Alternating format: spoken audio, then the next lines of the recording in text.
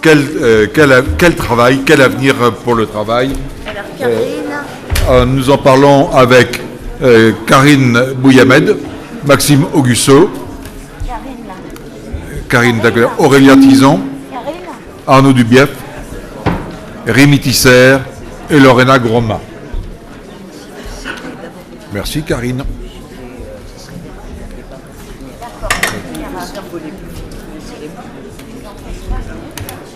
Alors, merci d'être là.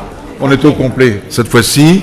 Vous avez compris tout à l'heure qu'on a un peu débordé et que j'ai en face de moi, nous avons en face de nous un censeur qui est là pour nous ramener, non pas sur le fond, mais pour ramener à l'ordre.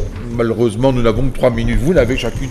Bon, alors, comme on n'a que 3 minutes, on va commencer directement. Et c'est vrai que vous avez l'inconvénient, c'est d'être les derniers. Donc, il va falloir vraiment avoir la quintessence moelle de vos propos. Karine Bouyamed, alors vous êtes à l'Université Paris-Nord, donc sans nous faire une grande fresque, mais le travail en l'an 2000 dans une nouvelle croissance. 2020. En 2020, pardon, 2000, bon. Comment vous le voyez? Comment vous l'imaginez?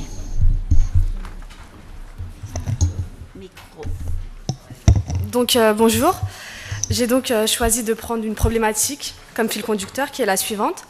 Comment nous, jeunes d'aujourd'hui et futurs acteurs de la société de demain, voyons-nous le monde du travail?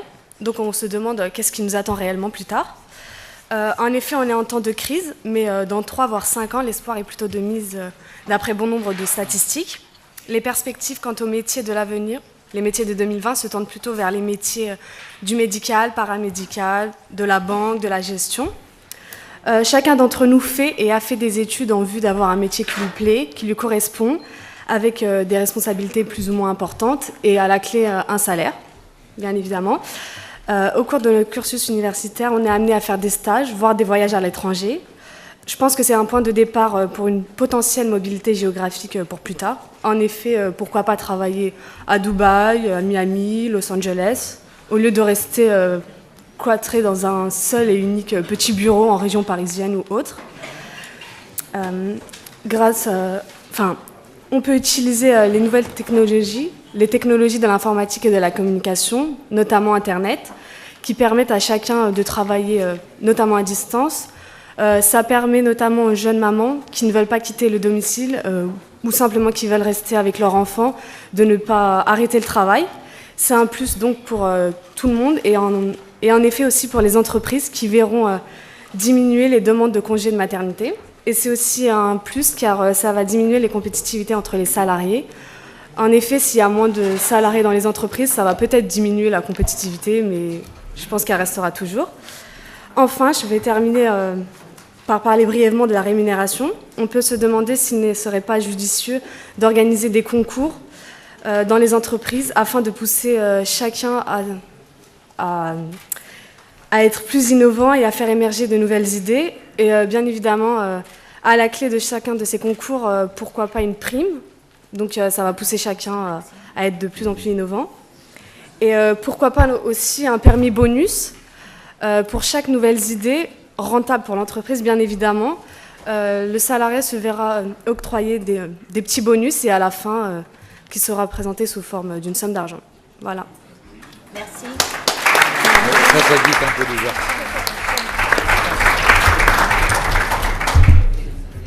Contribution suivante, mais qui est à peu près sur le même thème, avec Maxime Augusto, qui est le régional de l'État, Sciences Po Extre, qui se destine bientôt à devenir président de la République ou au moins ministre du Travail.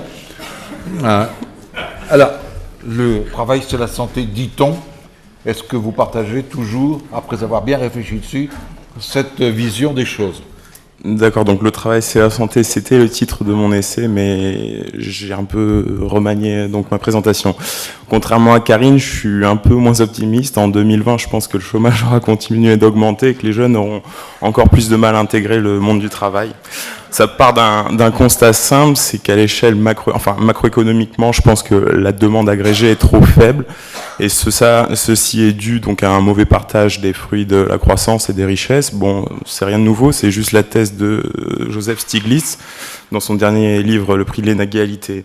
Donc moi, face à cette situation macroéconomique très tendue et donc pas propice à la reprise à la baisse du chômage, je pense que la réponse viendra de nous, et selon la fameuse dynamique bottom-up, donc je pense que c'est de nous que le chômage baissera. Donc pour cela, j'imagine donc d'abord deux piliers pour encourager donc l'esprit d'entreprise et la dynamique à notre échelle. Donc d'abord un rééquilibrage fiscal avec une baisse à l'échelle européenne des cotisations sociales et une harmonisation en fait des taxations pour éviter les phénomènes de concurrence fiscale qui à terme aboutissent à un équilibre sous-optimal. Bref. J'ai imaginé aussi une TVA européenne majorée donc à plus de 25%. Pourquoi 25% ? Pour, en gros, enfin, selon moi, mais c'est personnel, la consommation n'est pas tout. Et c'est vrai que c'est une taxe qui est inégalitaire, mais elle permettra de réfréner en fait la surconsommation, parce que je suis un peu parti dans des thèses de croissance, de décroissance, disons-le. La généralisation d'une taxe sur les transactions financières, donc qui est rentrée, qui a été appliquée depuis août, je crois par la France uniquement, mais si on pouvait la rééquilibrer, enfin la généraliser à tous les États d'Europe. Donc voilà, une baisse des cotisations basée sur le travail, compensée par une augmentation des taxes sur la consommation, sur le capital. Deuxième pilier, donc une réforme du marché du travail avec une simplification au maximum de la contractualisation du temps de travail, ce qui permettra à chacun de se vendre, d'échanger plus facilement ses connaissances, son savoir-faire, son temps, sa sueur, pourquoi pas, parce que le travail manuel n'est pas condamnable. Enfin, j'imagine une automatisation du statut d'auto-entrepreneur, toujours dans cette optique de simplification du marché du travail, une automatisation du statut d'entrepreneur pour chaque citoyen dès ses 16 ans, le but étant de simplifier l'appariement entre l'offre et la demande de travail et de stimuler l'entrepreneuriat. Donc voilà. Pardon ? Et vous concluez que ? Je conclus, alors une prospection c'est possible, une prophétie nous verrons. Je crois fort donc dans l'esprit d'entreprise de chacun, et je laisse donc la parole à ma collaboratrice Aurélia qui parle de l'entrepreneuriat elle aussi. Oui, alors c'est peut-être...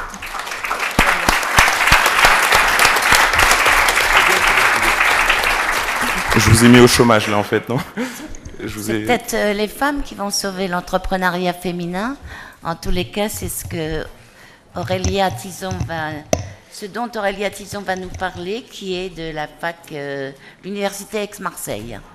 3 minutes. Merci, bonjour. Alors, il y a un fait marqué dans le monde, les femmes entreprennent moins que les hommes. Aujourd'hui, en France, nous sommes 50% de la population française, même un peu plus. Seulement 30% des entrepreneurs sont des femmes. Alors, j'ai fait 3 propositions. Je pense qu'il faut aller chercher ce réservoir et aider les femmes à entreprendre. La première, c'est romancier, écrivain, journaliste. Faites-nous rêver, s'il vous plaît. Il faut communiquer sur les figures à succès de l'entrepreneuriat. Les données GEM, c'est une base internationale qui suit l'entrepreneuriat dans tous les pays du monde, montre qu'en France, on communique très peu sur les figures à succès de l'entrepreneuriat. Et il ne faut pas seulement communiquer sur ceux qui réussissent, mais aussi sur ceux qui ont réussi après plusieurs échecs. On détient le taux record en 2012 de la peur de l'échec dans notre pays. Donc il faut absolument changer ça. Ensuite, la deuxième proposition ne vise absolument pas à remettre la mixité dans notre éducation, mais moi, je pense qu'une femme est une femme. Et si on est capable comme un homme, cela ne veut pas dire que le chemin qu'on doit emprunter doit être exactement le même. Il y a un domaine, celui de l'aversion au risque financier. Toute la littérature montre que les femmes sont plus averses au risque financier que les hommes. C'est un problème puisque ceux qui sont plus tolérants au risque financier ont plus tendance à aller entreprendre. Il faut changer ça. Il faut aussi sûrement développer les formations faites pour les femmes, notamment des incubateurs féminins, parce qu'il ressort des études qu'elles ont des besoins spécifiques, à savoir l'équilibre entre la vie privée et la vie de famille, l'accès au financement, les femmes ont un peu plus de mal à parler de financement, et le déploiement des projets. Et enfin, ma dernière proposition est un exemple concret mis en place par le gouvernement chilien. C'est un accélérateur, donc c'est pas un incubateur. Il sélectionne des gens qui ont déjà un projet d'entreprise, il les aide à développer cette entreprise partout dans le monde, ils les font venir, il leur donne 40 000 $, pas besoin d'aller à la banque, il leur donne un visa. En échange, ils restent 1 an au Chili pour une formation avec des gens de la Silicon Valley, et ils demandent à ces entrepreneurs qui viennent chez eux d'aller dans tous les lycées au Chili pour parler de l'entrepreneuriat et insuffler un vent d'optimisme et d'entrepreneuriat dans leur pays. Dans ce programme, il y a des cours spécialement conçus de networking pour les femmes. Et je pense que le gouvernement français devrait largement s'en inspirer, parce que la question aujourd'hui, c'est qu'est-ce qu'on fait pour faire venir les entrepreneurs étrangers dans notre pays, et qu'est-ce qu'on fait pour inciter nos jeunes à entreprendre. Merci.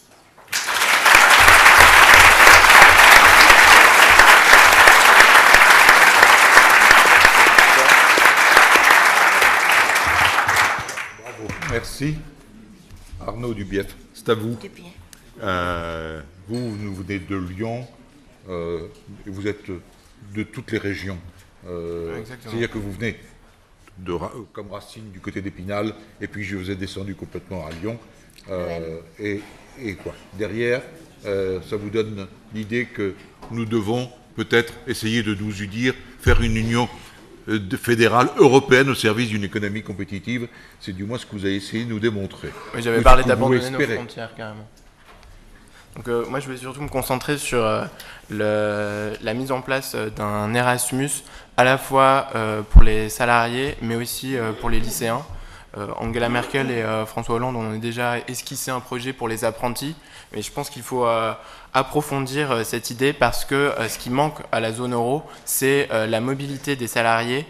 Seulement 1% des Européens travaillent dans un autre pays que celui de leur lieu de naissance, donc c'est très faible, alors que chez les Américains, c'est quand même 3 fois plus important. Et l'Erasmus des salariés, c'est donner donc, son caractère d'optimalité à la zone euro. Et un salarié irait chercher un emploi dans un autre pays, dans le secteur dans lequel il a des compétences. Et bien sûr, on pourrait m'opposer le problème de la langue, mais ce problème serait résolu par, au préalable, un Erasmus des lycéens, c'est-à-dire que chaque lycéen irait dans un pays étranger, donc européen, pour y apprendre une langue, en plus de l'anglais, et donc ainsi il serait totalement bilingue dans 2 langues, et ça permettrait de pouvoir ensuite se déplacer plus facilement.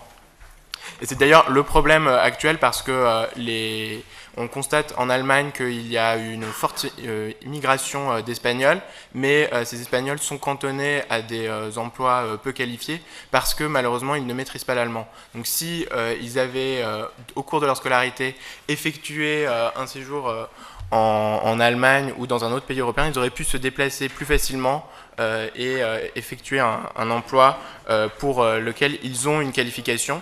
Et un troisième point, c'est abandonner cette société de propriétaires, c'est-à-dire qu'il faudrait arrêter que la réussite d'une vie soit cantonnée à je possède ma maison, je possède mon pavillon. Non, il faut certainement plutôt être locataire et ça permet de pouvoir se déplacer plus facilement. Donc il faut savoir se dégager de ses racines.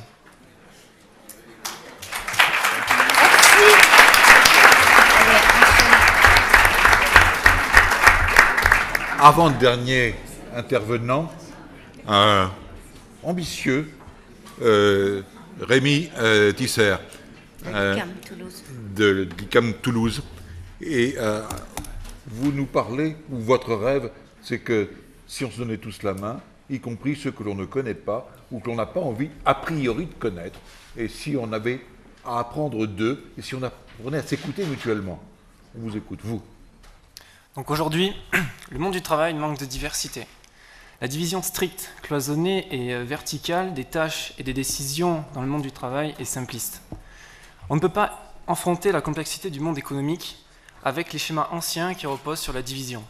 Ces schémas néo-tayloriens ou fordistes qui divisent les hommes ne correspondent plus à l'économie d'aujourd'hui qui a besoin de connexion, de liens. Nous avons trop bien appris à compartimenter les personnes, les cultures, les connaissances. Il est temps maintenant de relier ce qui est séparé. Nous devons faire fructifier les richesses que nous offre la diversité. Une diversité au sens large, connaissances, parcours scolaires, et pas seulement culturelle ou religieuse. Appliquons une méthode et non une solution. Les solutions sont limitées par le contexte, la culture, le changement. En revanche, les méthodes sont flexibles et applicables quel que soit le lieu ou le moment. Mes propositions émanent de l'application de cette méthode. Je représente un groupe composé de 3 futurs ingénieurs et de 3 futurs tourneurs-fraiseurs. C'est une question de temps. Le temps de se connaître, le temps de la confiance, le temps des langages partagés. Et ces temps donnent accès au temps de la complexité.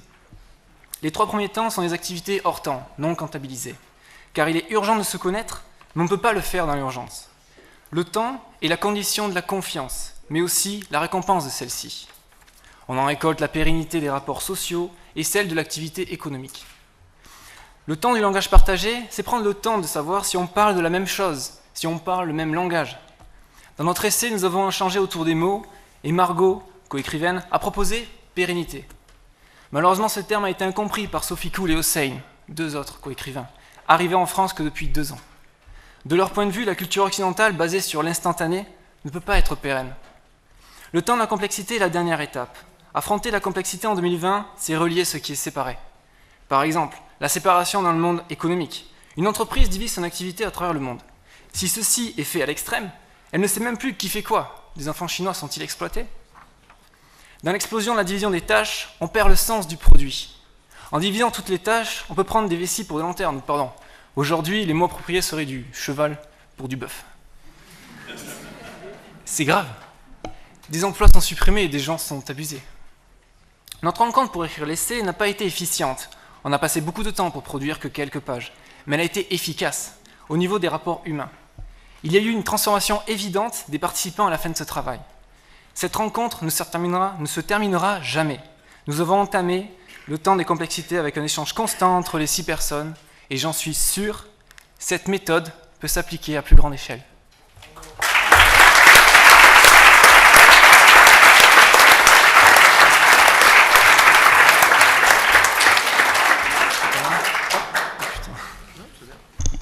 Merci. Dernière contribution avec Lorena Groma.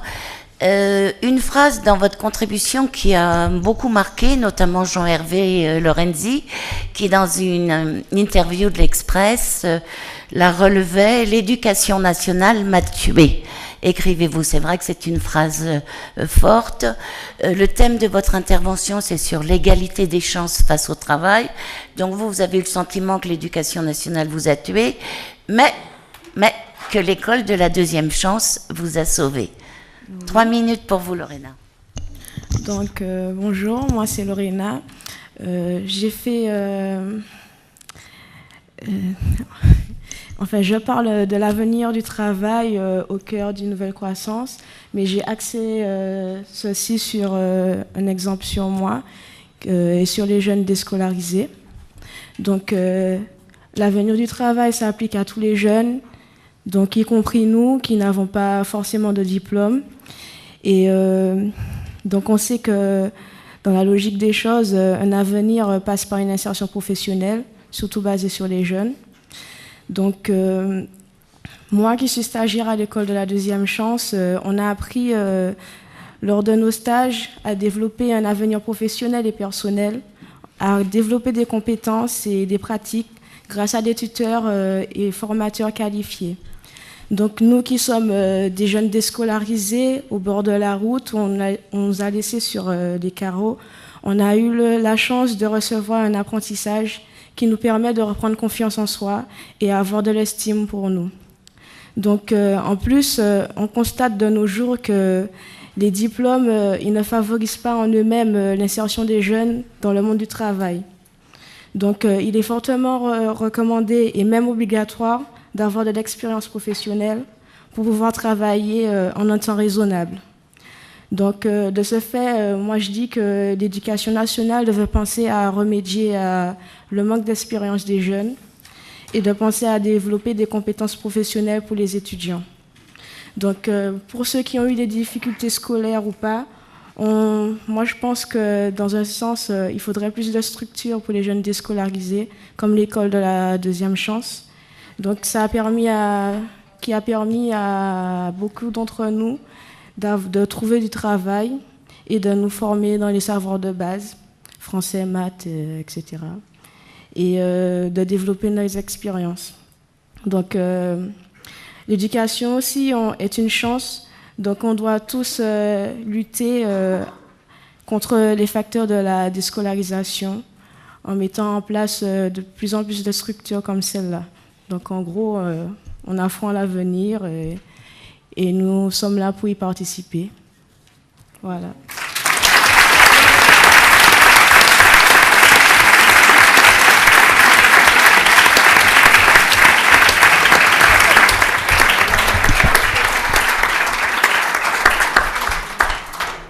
Merci aux uns et aux autres.